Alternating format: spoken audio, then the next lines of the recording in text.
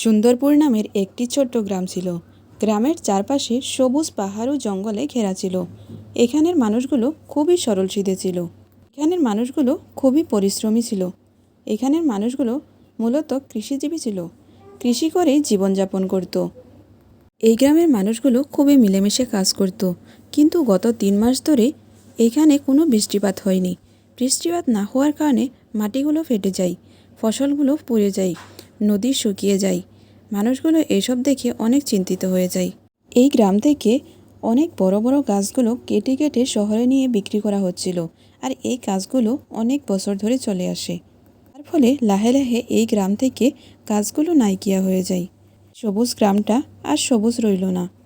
এক সময়ে এই গ্রামটা শুকিয়ে যায়। গ্রামের সরল সহজ মানুষগুলো ইয়ার কোনো প্রতিবাদ করেনি, যার ফলে ওরা সহজে এই গ্রাম থেকে গাছগুলো নিয়ে যাচ্ছিল।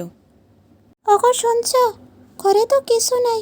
কতদিন হলো টুকটাক করে সংসার চালাচ্ছি। এইভাবে আর কতদিন চলবে? আজকে তো দুপুরেও কিছু নেই। কি খাবে দুপুরে? কিছু ব্যবস্থা করো। গিন্নি, এখন আমি কি করব বলো তো? দেখতেই আসো, পুরো গ্রাম শুকিয়ে শেষ।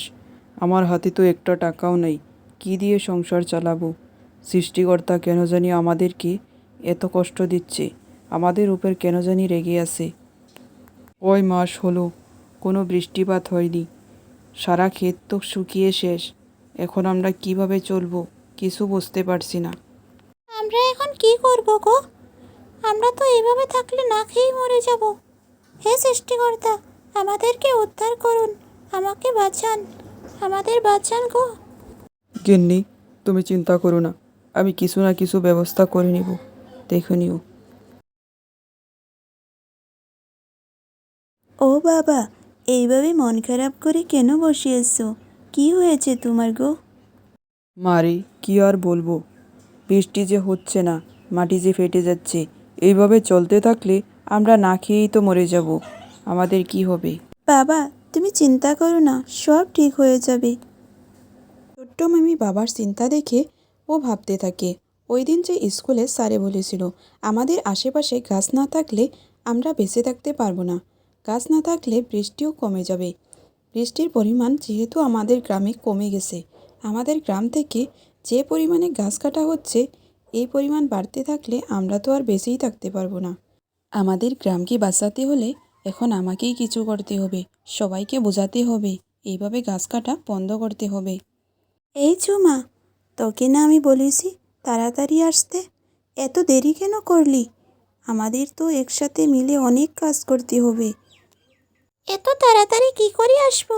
বাড়ির কাজকর্ম করিয়ে তো এসেছি। তুই তো জানিসই আমার মা নাই, সব কাজ আমাকেই করতে হয়।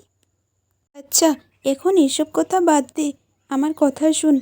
আমাদের গ্রামে যে পরিমাণে গাছ কাটা হচ্ছে, এইভাবে কাটতে থাকলে আমাদের গ্রাম আর বাঁচবে না।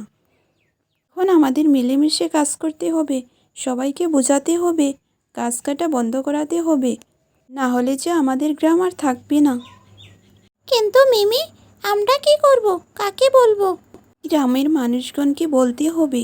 আমরা বোঝালে সবাই বুঝতে পারবে। আমরা চেষ্টা তো করি, আগে দেখি কি হয়। এখন যা, সবাইকে ডেকে আন। আমিও যাচ্ছি সবাইকে ডাকতে। সবাইকে একসাথে জুড়ে আমাদের কাজ করতে হবে। আমাদের গ্রামকে বাঁচাতে হলে সবাইকে একসাথে মিলে কাজ করতে হবে। কিন্তু মিমি, আমরা তো অনেক ছোট, আমাদের কথা কে শুনবে? আরে আমরা আগে চেষ্টা তো করি, যাই দেখি আগে কি হবে, পরে দেখা যাবে। এখন তুই যা। চৌধুরী বাবু, আমাকে একটা কাজ দিন, না হলে তো আমার বাড়িতে ছোট্ট মেয়েটা না খেয়েই মরে যাবে। কি করে আমি সংসারটা চালাবো? কাকা, আমি কি করব বলেন তো? আপনি তো জানেন আমাদের অবস্থা কি চলছে। এখন তো আমার হাতেই টাকা নেই। কি করে যে টানাটানি করে সংসারটা চালাচ্ছি আমিই জানি। বাবা, তুমি এইভাবে মন খারাপ করে কেন বসে আছো? কি হয়েছে? তুমি না কাজের জন্য গিয়েছিলে? কিছু কাজ পেলে? না রে মা, কিছু কাজ পাইনি। আচ্ছা বাবা, শোনো, মিমি গ্রামের সবাইকে ডেকেছে। ও কিছু বলবে, আমাদেরকে এই সমস্যার থেকে আমাদেরকে বার করবে। তোমাদের সবাইকে অনেক ধন্যবাদ গো, তোমরা আমার ডাকাতে এসেছো। আমাদের গ্রামের যা অবস্থা হয়েছে, এখন আমরা সবাইকে সাথে মিলে কাজ করতে হবে। আচ্ছা, তোমরা কি জানো আমাদের এই অবস্থা কেন হয়েছে? আমরা কি করে জানবো রে মা, এই অবস্থা কেন হয়েছে? বিধাতা আমাদেরকে শাস্তি দিয়েছে, তাই কি জানি হয়েছে। আমাদের ভুলের জন্যই প্রকৃতি আমাদেরকে শাস্তি দিচ্ছে গো। শহরের বাবুরা যে পরিমাণে আমাদের এখান থেকে গাছ কাটতেছে, এইভাবে চলতে থাকলে তো আমাদের কিছুই বাঁচবে না গো। আমাদেরকে সব কিছু নিজেরাই রক্ষা করতে হবে। এখন থেকে আমাদের নিজেরই কাজ করতে শুরু করতে হবে। এখন থেকে আমরা সবাই গাছ লাগানো শুরু করব। ছোট্ট মিমির কথা শুনে সবাই গাছ লাগানো শুরু করে দেয়, আর পরিবেশটাকে ঠিক করার জন্য তারা অনেক চেষ্টা করতে শুরু করে। ছোট্ট মিমির কথা শুনে সবাই গাছ লাগানো শুরু করে। আবার গ্রামটা সবুজ হতে ধরে। আসমান কালা মেঘে ডাকতে শুরু করে, আর বৃষ্টি শুরু হয়। গ্রামের সবাই অনেক খুশি এখন। সবাই নাচতে শুরু করে। মিমি তো অনেক খুশি। গ্রামের সবাই যেন বৃষ্টিতে এক নতুন জীবন পাইল। গ্রামে বৃষ্টির পানিতে গ্রামের মানুষের দুঃখ যেন ধুয়ে নিয়ে গেল। এখন আগের মতো সব সবুজ হয়ে যায়। সব ক্ষেতই অনেক সুন্দর হয়। মানুষগুলো অনেক খুশি এখন। আগের মতো আবার চলতে শুরু।